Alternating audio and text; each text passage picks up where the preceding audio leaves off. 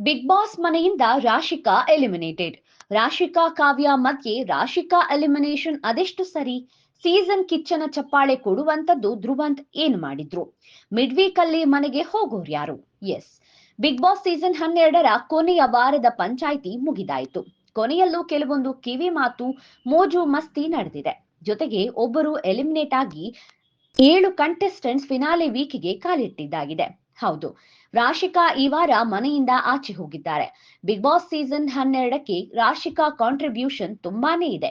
Task ಅಂತ ಬಂದ್ರೆ ರಾಶಿಕಾನ ಯಾರು ಮೀರಿಸೋಕೆ ಆಗ್ತಿರ್ಲಿಲ್ಲ. ಎಂಟರ್ಟೈನ್ಮೆಂಟ್ ಅಲ್ಲೂ Rashika first. Rashika finale week ತಲುಪಿ ಟಾಪ್ 5 ಕಂಟೆಸ್ಟೆಂಟ್ಸ್ ಅಲ್ಲಿ ಒಬ್ಬರಾಗ್ತಾರೆ ಅನ್ನೋದು ವೀಕ್ಷಕರ ಅಭಿಪ್ರಾಯವಾಗಿತ್ತು. ಆದ್ರೆ ಇಲ್ಲಿ ವೀಕ್ಷಕರ ಊಹೆ ತಪ್ಪಾಗಿದೆ. ಇನ್ನು ಕಾವ್ಯ ಸೇಫ್ ಆಗಿ ಫಿನಾಲೆ ವಾರಕ್ಕೆ ಎಂಟ್ರಿ ಕೊಟ್ಟಿದ್ದಾರೆ. ಕಾವ್ಯ ಕೂಡ ಚೆನ್ನಾಗಿನೇ ಆಟ ಆಡಿದ್ದಾರೆ. ಆದ್ರೆ ಕಾವ್ಯ ಹಾಗೂ ರಾಶಿಕಾ ಮಧ್ಯೆ ಕಂಪೇರ್ ಮಾಡಿದ್ರೆ ರಾಶಿಕಾ ಬೆಸ್ಟ್ ಅನ್ನಿಸ್ತಾರೆ. ಕಾವ್ಯ ಬೇರೊಬ್ಬರ ಸಪೋರ್ಟ್ ಇಂದ ಇಷ್ಟು ದಿನ ಬಂದಿದ್ದಾರೆ ಹೊರತು ತಮ್ಮ ಸ್ವಂತ ಆಟ ಎಲ್ಲೂ ಕಂಡಿಲ್ಲ. ಹೀಗಾಗಿ ಕೊನೆಯ ವಾರದ ಎಲಿಮಿನೇಷನ್ ಅನ್ಫೇರ್ ಅನ್ನಿಸ್ತು. ಇನ್ನು ಬಿಗ್ ಬಾಸ್ ನ ಇಷ್ಟು ಸೀಸನ್ಗಳಲ್ಲಿ ಕಿಚ್ಚನ ವಾರದ ಚಪ್ಪಾಳೆ ಕೊಡ್ತಿದ್ರು. ಇದೇ ಮೊದಲ ಬಾರಿಗೆ ಸೀಸನ್ ಕಿಚ್ಚನ ಚಪ್ಪಾಳೆ ಕೊಟ್ಟಿದ್ದಾರೆ. ಇದು ಸಿಕ್ಕಿರೋದು ಧ್ರುವಂತ್ಗೆ. ಆದ್ರೆ ಇಲ್ಲಿ ಧ್ರುವಂತ್ಗಿಂತಲೂ ಈ ಸೀಸನ್ ಅಲ್ಲಿ ಕಾಂಟ್ರಿಬ್ಯೂಟ್ ಮಾಡಿರೋರು ಬೇರೆ ಎಷ್ಟೋ ಜನ ಇದ್ರು. ಆದ್ರೆ ಧ್ರುವಂತ್ ಯಾಕೆ ಅನ್ನೋ ಪ್ರಶ್ನೆ ಕಾಡ್ತಿದೆ.